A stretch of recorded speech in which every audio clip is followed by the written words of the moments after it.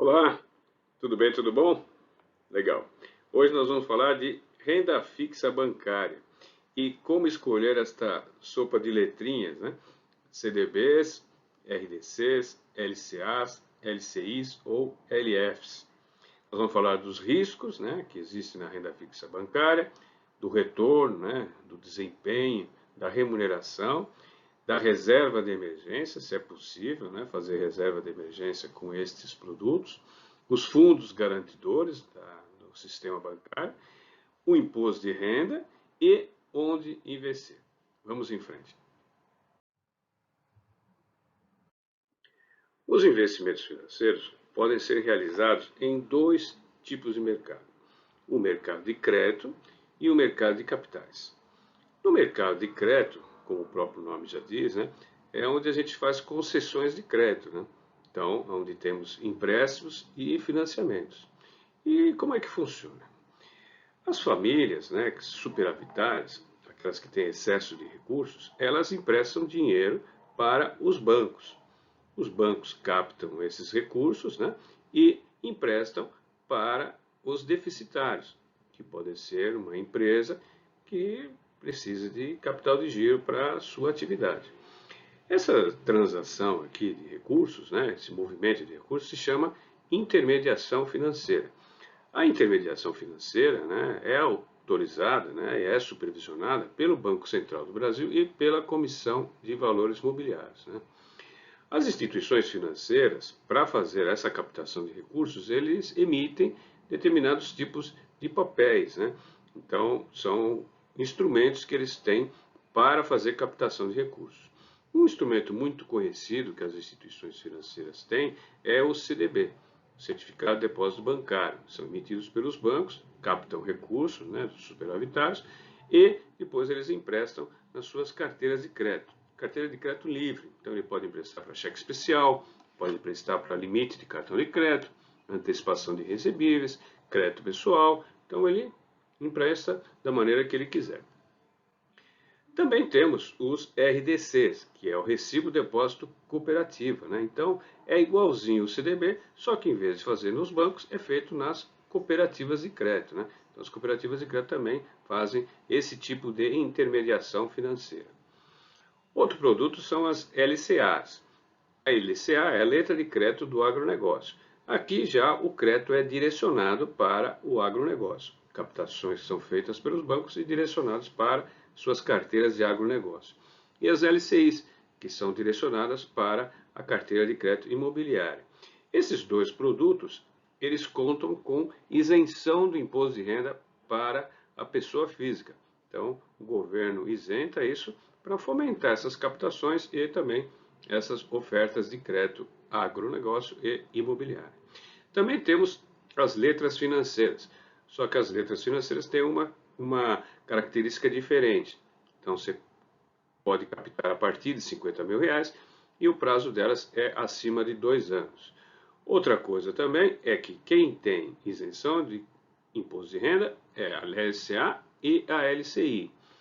E quem tem cobertura dos fundos garantidores de crédito, que nós vamos falar daqui a pouco, só tem a LCA, LCI, CDB e RDC. RDC ou outro fundo garantidor também. Já a letra financeira não tem garantia dos fundos garantidores. Vamos em frente. Então, já que a gente está falando de mercado de crédito, nós vamos falar de um dos principais riscos que existe no mercado de crédito, que é o risco de crédito. O risco de crédito é o quê?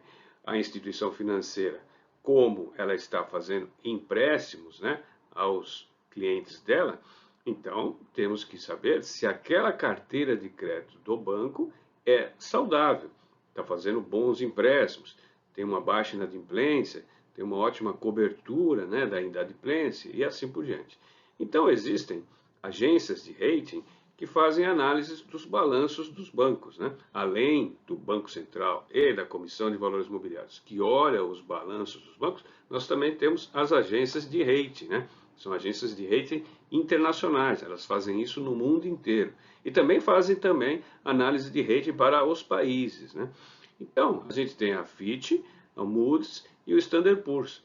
Então, eles fazem esse tipo de análise, né, com essa escala. Então, quando a gente olha aqui o AAA, então é a melhor qualidade de carteira de crédito, o melhor balanço que existe nas instituições financeiras. Tem provisões, tem cobertura, está muito saudável a instituição financeira.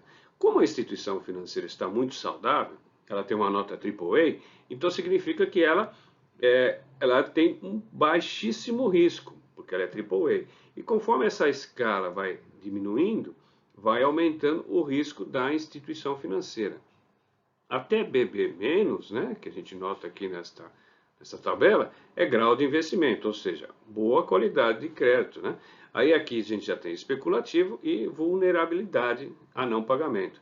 Ou seja, não é nada adequado a gente fazer um CDB de uma instituição financeira que esteja nesta escala, nesta categoria. Né? Então, o ideal é que a gente sempre esteja aqui nesta faixa.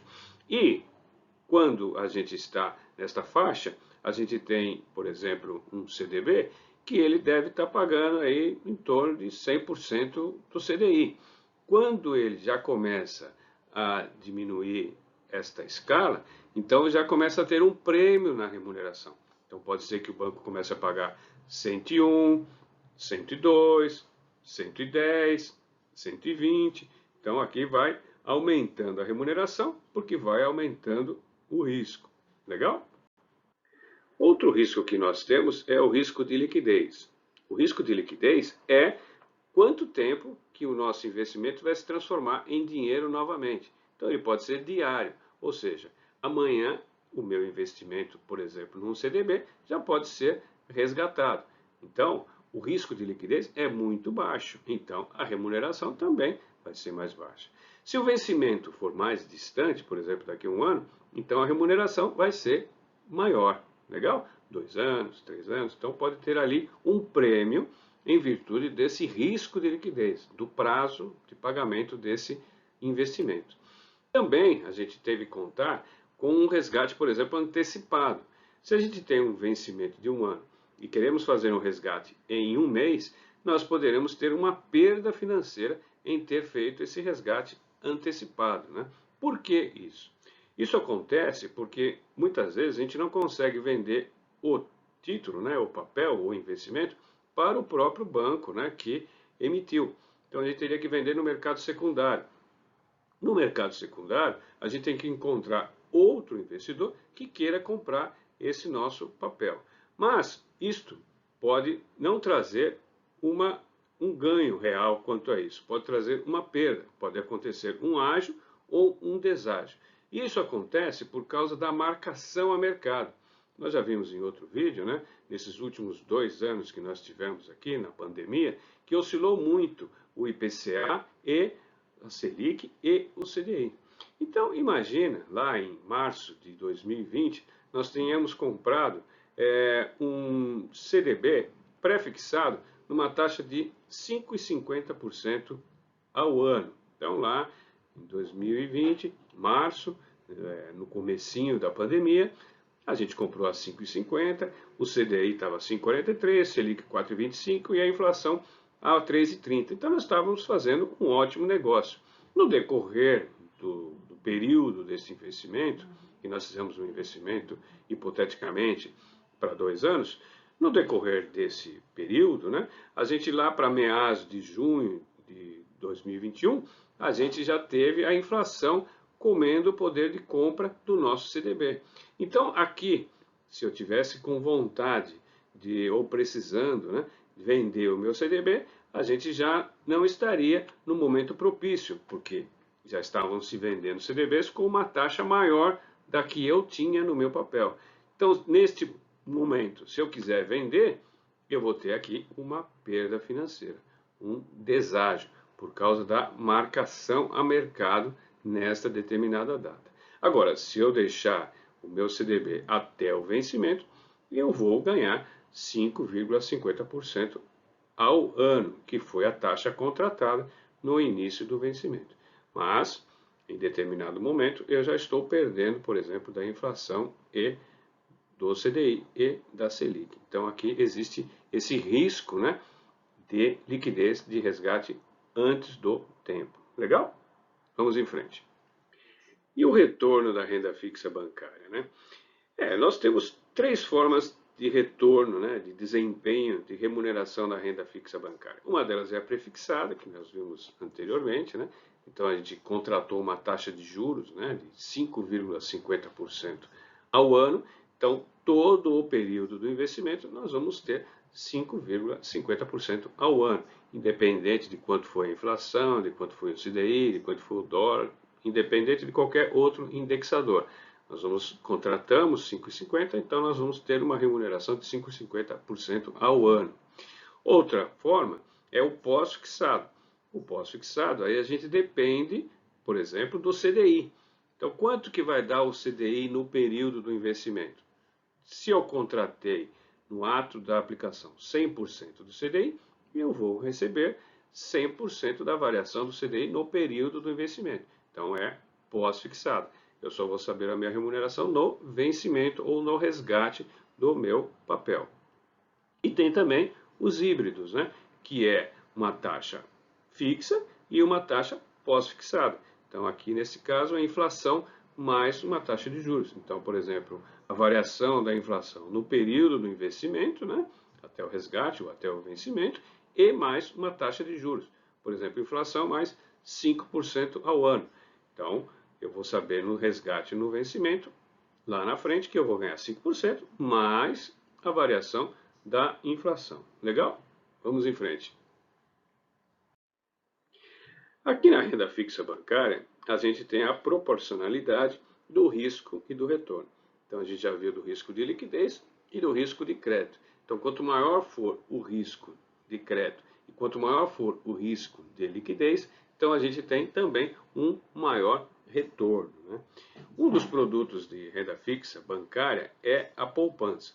A poupança, ela tem um determinado risco, né? Porque a garantia é a instituição financeira, né? Que distribui a poupança, e nós temos uma determinada remuneração, uma das piores do mercado, que é 70% da taxa Selic. Depois nós temos os fundos DI. Os fundos DI, eles têm também, dentro deles, CDBs, que são indexados pelo CDI. Então, ali também tem renda fixa bancária. Então, ele tem um pouquinho mais de remuneração do que a poupança e um pouquinho menos de risco que a poupança. Mas remunera mais que a poupança, porque lá tem CDBs que dão 100% da taxa Selic, né, do CDI. E tem um menor risco, porque ali tem uma grande quantidade de CDBs, de várias instituições e tal. Então, ele tende a ter uma diversificação, uma pulverização, então diminui o risco quanto à poupança. Aí depois nós temos os próprios CDBs, os RDCs, LCIs, LCAs e as letras financeiras. Aí a gente conta com uma melhor remuneração e um menor e um risco idêntico, né, que a poupança, porque é emitido pela mesma instituição financeira. E tem um pouquinho mais de rentabilidade, porque não tem taxa de administração que incide dentro dos fundos DI. Legal? Vamos em frente. E quanto à reserva de emergência, né? Nós já vimos em outro vídeo só sobre reserva de emergência que a renda fixa bancária é apropriada para constituir a reserva de emergência, mas devemos não abrir mão da liquidez. O risco de liquidez tem que ser mínimo e o risco de crédito também. Então a gente aqui teria renda fixa bancária, o mais aconselhado seria aquelas com taxa pós-fixada, que tem resgate, inclusive, diário. Essa seria a melhor, os melhores produtos para a gente inserir, né, colocar dentro da nossa reserva de emergência. Os fundos garantidores, né? Nós temos dois fundos garantidores aqui no Brasil, que é o Fundo Garantidor de Crédito, que é constituído pelos bancos, e o Fundo Garantidor do Cooperativismo de Crédito, que são as cooperativas de crédito que os criaram. Então, esses dois fundos são fundos independentes, criados pelas instituições financeiras. Todo mês, as instituições financeiras vão lá e colocam depósitos nesse fundo para cobrir uma possível quebradeira dos bancos. Então, esses dois fundos têm as mesmas características. Eles garantem até R$250 mil por CPF ou CNPJ em cada instituição bancária e no máximo até R$1 milhão. Ou seja, se tiver uma quebradeira geral do sistema financeiro, E se você tem 250 mil reais em 4 bancos, você está sossegado. 250 mil vezes 4, 1 milhão de reais. Então, está tudo garantido. Lembrando que esses dois fundos, eles garantem o depósito à vista, aquele dinheiro que ficou parado na conta corrente, a poupança, o CDB, o RDC, o LCA, LCI, menos a letra financeira. Legal? Vamos em frente. E quanto à isenção ou não do imposto de renda? Então, vamos fazer aqui uma simulação. Por exemplo, um CDB de 10 mil reais com remuneração de 10% ao ano, ou vamos comparar com uma LCA, LCI, que tem isenção de imposto de renda, né? Que dê 8,50% ao ano. Aqui a gente está falando de pré-fixado. Se fosse pós-fixado, a gente pode fazer uma analogia que seja 100% do CDI ou 85% do CDI. Então, o que é melhor dos dois, né? Depende. Depende do quê? Do prazo. Porque o prazo, né, ele muda a tabela do imposto de renda, de quanto tem que pagar de imposto de renda sobre o lucro. Então, por exemplo, 180 dias, até 180 dias, é 22,5% de imposto de renda sobre o lucro. 180 a 360, né, de 6 meses a 1 ano, 20% sobre o imposto de renda. De 1 ano, né, 17,5%. E acima de 2 anos, a menor alíquota, 15%. Ou seja, se você tem um investimento de só 6 meses, ele tem uma alíquota alta. E se você tiver um investimento acima de 2 anos, você tem já uma redução no imposto de renda. Então vamos ver então a comparação. O CDB e a LCA. Então em 6 meses, este CDB ele vai render líquido 10.390,47. E a LCI ou LCA 10.416,33. Então aqui é vencedora. Em um ano, 10.825 o CDB e a LCA, LCI, R$10.850. Em um ano e 10 meses, né, nesta alíquota de 361 a 720 dias, um CDB, R$ 11.571,47 e a LCA ou LCI, 11.609,51.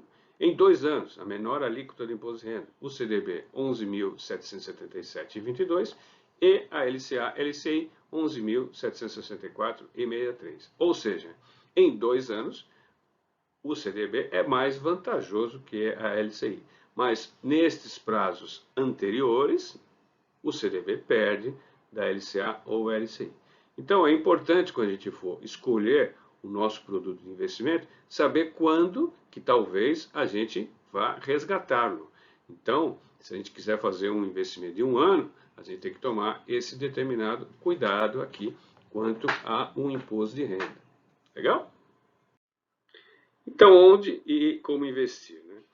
Bem, a gente viu que a gente tem pós-fixado, pré-fixado e inflação. E que podem ocorrer oscilações, né, da inflação, né, da taxa Selic, porque a renda fixa não é tão fixa assim, né? Ela é impactada pela inflação. Então, qual que será a inflação no futuro, né? Para isso, a gente teria que fazer uma pesquisa nas instituições financeiras para saber, ou o mercado nos dizer quanto que vai ser, né? Que é provavelmente seja. Então, para isso, o Banco Central já faz essa pesquisa e ele divulga essa pesquisa para quem quiser toda segunda-feira. É só você se cadastrar no Banco Central e você recebe um e-mail com o relatório Focus, que é uma pesquisa com as instituições financeiras, que elas nos dizem qual que seria a expectativa da inflação em 2022, no final deste ano, 2023, 2024, 2025, e a taxa Selic, o PIB e o câmbio. Então, aqui a gente nota que a taxa Selic tem uma previsão, neste relatório de 25 de março de 2022, que a Selic este ano feche em 13%. E ela já comece a cair, né, nos próximos anos, porque a inflação também está chegando para o centro da meta, né? Então, conforme a inflação vai caindo, a Selic também, porque a Selic é um instrumento, né, de política monetária, né, para reduzir a inflação. Então, a inflação reduzindo, chegando ao centro da meta de 3,5%, a Selic também começa a cair. Aí a gente fala assim, pô, então é legal eu comprar um CDB pré-fixado de 13% ao ano, né? Porque no futuro a taxa vai cair, eu estou com um produto de 13%, certo? Mas isto é uma previsão. Se por acaso a inflação subir, estiver no descontrole, aí a taxa de juros pode aumentar um pouco. Então, de repente, não é assim tão vantajoso a Selic a 13%. Então, o que temos que fazer? Como a gente já falou em outros vídeos, é diversificar. A gente ter a nossa carteira de renda fixa bancária distribuída, né, diversificada em renda fixa pré-fixada, em renda fixa pós-fixada e também inflação mais uma taxa de juros. E também a gente sempre fazer investimentos de CDBs e RDCs em instituições fiscalizadas, né, supervisionadas pelo Banco Central do Brasil e da Comissão de Valores Mobiliários, certo?